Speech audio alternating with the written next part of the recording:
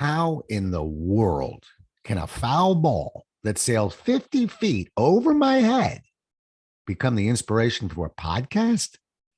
Let's have ourselves a pocket sized pep talk and settle in, because there's only one way to find out. A Pocket Sized Pep Talk, the podcast that can help energize your business and your life with a quick, inspiring message. Now, here's your host, Rob Jollis. The short story goes like this. Rob goes to see his beloved Washington Nationals play baseball, and lightning strikes in the second inning. No, the Nats didn't score. Lightning strikes by the way of a screaming foul ball that travels 50 feet over Rob's head, crashes off the stadium facing, whistles back over another 50 rows of seat, and on the fly sticks like glue into a shocked Rob's right hand. And Rob's left-handed. 26,716 fans at the game, and Rob gets to put a check mark on his bucket list next to catch foul ball at baseball game. Pretty lucky, huh? It sure looks that way. But after a more careful examination, maybe it wasn't quite as lucky as you would think. First, coincidentally, when I was in fourth grade, I created a simple game of catch against my parents' brick bedroom wall. Without anyone to play catch with, I would toss a ball against that wall for hours at an end. To this day, I sometimes take a tennis ball outside and play a game of toss with myself against the brick wall of my house. I guess you could say I'm an expert at catching balls off walls.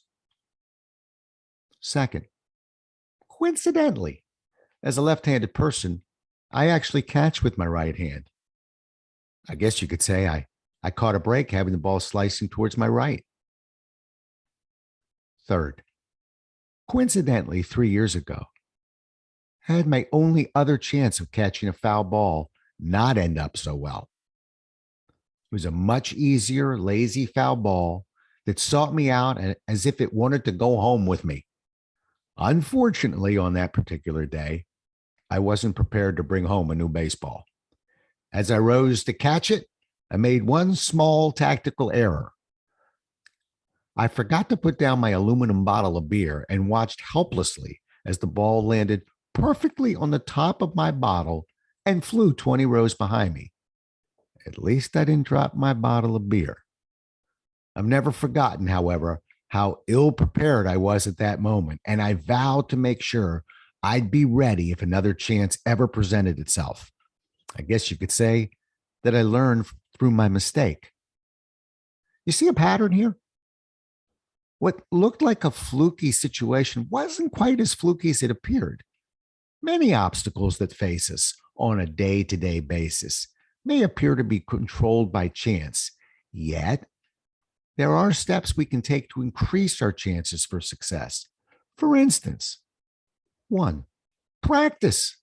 It's no secret that the more we practice, the better we perform in pressure situations. As a matter of fact, the more we practice, the greater our chances are that we will instinctively make the right moves under pressure. It was no coincidence that I had instinctively turned and was waiting for the ball to come back off the wall while everyone else was watching the ball sail over their heads. 2, preparation. I knew I had room to my left before that ball flew over my head because, in a way, I had scouted it out. It was no coincidence that I was able to slide over while not taking my eyes off the ball. And 3rd, focus. I'd be lying if I didn't tell you how deeply disappointed I was 3 years ago when I was caught unprepared. To this day, if I have a beer, a hot dog, peanuts in my hand, whatever, while the game is being played, I make sure that that food is in the bag, plate, or holder during pitches. It was no coincidence that although I really am a fun guy to go to a ball game with, I'm also focused, and I was aware what was going on in that game. So, does practice, preparation, and focus guarantee you'll be successful in all your endeavors? No, of course not. But it is also fair to say that these actions can certainly increase your chances of success Was catching that foul ball a fluke occurrence? I guess so. But I'd like to think I did the best I could to increase my chances for success. Who knows when an odd moment of chance might come your way? Assuming it's a meaningful moment, have you done the things you need to do to take advantage of it?